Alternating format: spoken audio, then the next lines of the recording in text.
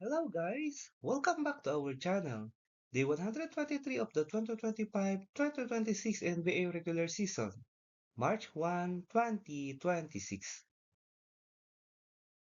The Charlotte Hornets beat the Portland Trail Blazers 109-93 for their fourth straight win. Brandon Miller had 26 points and 8 rebounds, and the Charlotte Hornets beat the Portland Trail Blazers for their fourth consecutive victory.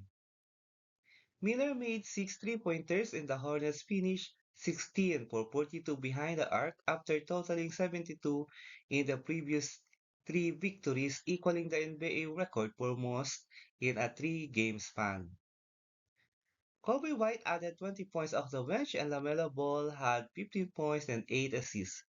Drew Holiday scored 25 points and Jeremy Grant had 21 for the Trailblazers, who played without All-Star Denny Avdija for a third straight game because of a back injury. The Miami Heat held off the Houston Rockets 115-105. Bam Adebayo had 24 points and 11 rebounds. Phil Larson scored 10 of his 20 points in the fourth quarter and the Miami Heat beat the Houston Rockets. Kelly Ware had 13 point, 15 rebound game for the Heat. Kevin Durant finished with 32 points, 8 assists, and 6 rebounds for the Rockets, who got 20 from Amen Thompson. The Toronto Raptors take control in the second half and hand the Wizards their fourth straight loss 134-125. Emmanuel quickly had 27 points and 11 assists to lead the Toronto Raptors to a victory over the Washington Wizards. Brandon Ingram added 24 points for the Raptors, who rebounded from a back-to-back home losses to Western Conference contenders Oklahoma and San Antonio earlier in the week. Toronto is fifth place in the East, now 3 games clear of the play-in group. Will Riley scored 19 points for the Washington Wizards, which lost its fourth straight game after beating Indiana twice in a row coming out of the All-Star break. Keyshawn George scored 14 points for the Wizards. Washington shot 16 of 34 from three-point range, but Toronto countered by going 42 of 63 inside the arc. The Los Angeles Lakers ran away from the Golden State Warriors for a 129-101 win. Luka Doncic had 26 points, 8 assists, and 6 rebounds. LeBron James added 22 points, 9 assists, and 7 rebounds, and the Los Angeles Lakers ran away from the short-handed Golden State Warriors. Austin Reeves chipped in 18 points on 7 of 11 shooting for the Los Angeles. Gil Santos scored 14 points to lead the Warriors in his fifth straight double-digit game and 12 in the last 13, and this one came after he received a 3-year contract extension earlier in the day. Gary Payton II contributed 12 points for the Golden State, his seventh game out of the last 9 in double digits. Pelicans beat the Jazz 115-105 for fourth straight win after Zion Williamson leaves game with ankle injury. Sadiq Bey scored 24 points as the New Orleans beat the Utah Jazz to complete a two-game sweep in Utah after Pelicans star Zion Williamson left the game with an ankle injury. Williamson left early in the second quarter with a right ankle injury and didn't return.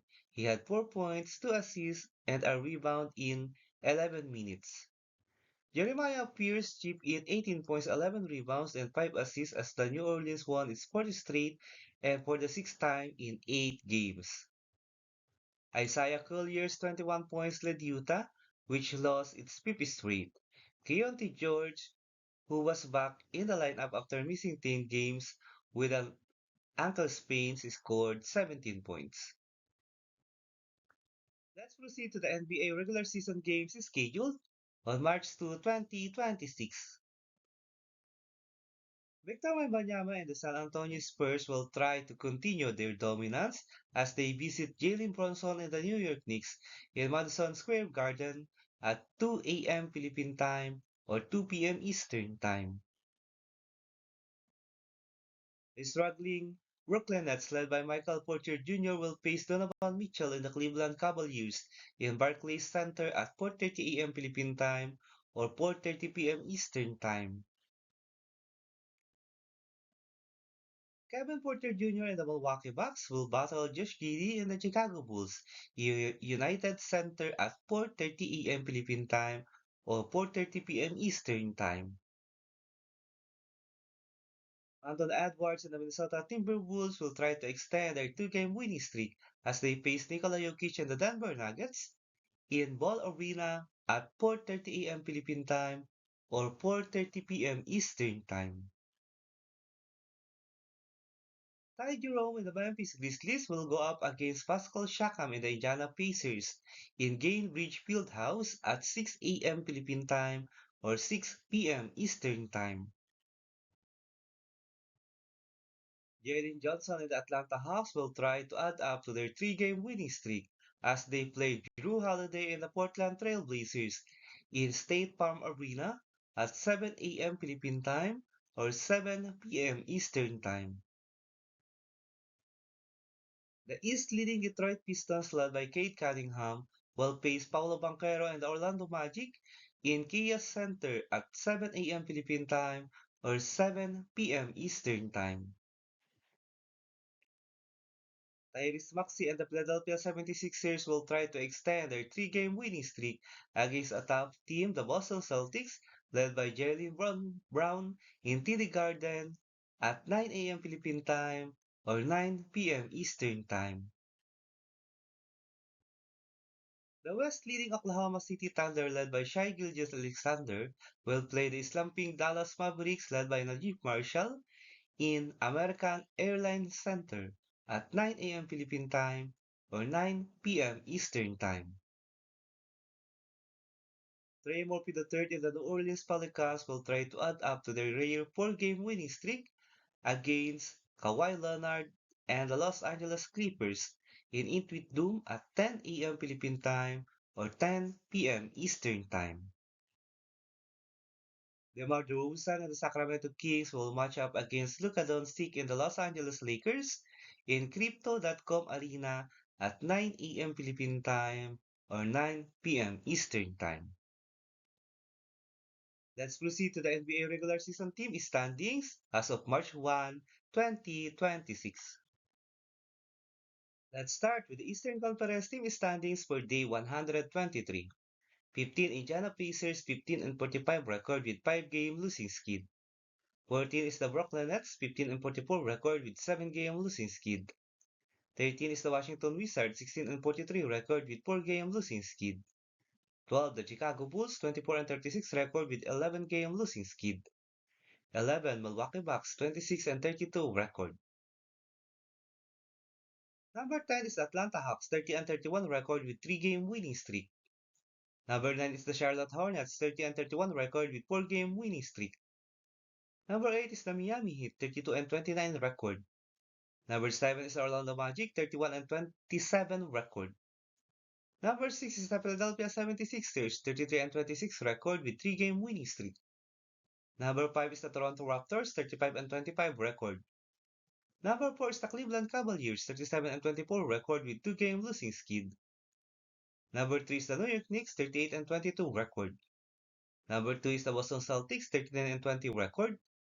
And the best team in the Eastern Conference is Detroit Pistons, 44 wins with 14 losses and has 2-game winning streak. Let's proceed to the Western Conference team standings for day 123. 15 Sacramento Kings, 14 and 47 record. 14 Utah Jazz, 18 and 42 record with 5-game losing skid. 13 New Orleans Pelicans, 19 and 42 record with 4-game winning streak. 12 Dallas Mavericks, 21 and 38 record with 2-game losing skid. 11 Memphis Grizzlies, 22 and 36 record. Number 10 is the Los Angeles Clippers, 27 and 31 record with 3-game losing skid. Number 9 is the Portland Trail Blazers, 29 and 32 record. Number 8 is the Golden State Warriors, 31 and 29 record. Number 7, Phoenix Suns, 34 and 26 record. Number 6 is the Los Angeles Lakers 35 and 24 record. Number 5, Minnesota Timberwolves 37 and 23 record with 2-game winning streak. Number 4 is the Denver Nuggets 37 and 23 record. Number 3 is the Houston Rockets 37 and 22 record. Number 2 is the San Antonio Spurs 43 and 16 record with 11-game winning streak. And the best team in the Western Conference is the Oklahoma City Thunder 42 wins with 15 losses. If you like this kind of content, don't forget to subscribe and leave a like to help our channel grow. Thank you so much, everyone. See you in the next video.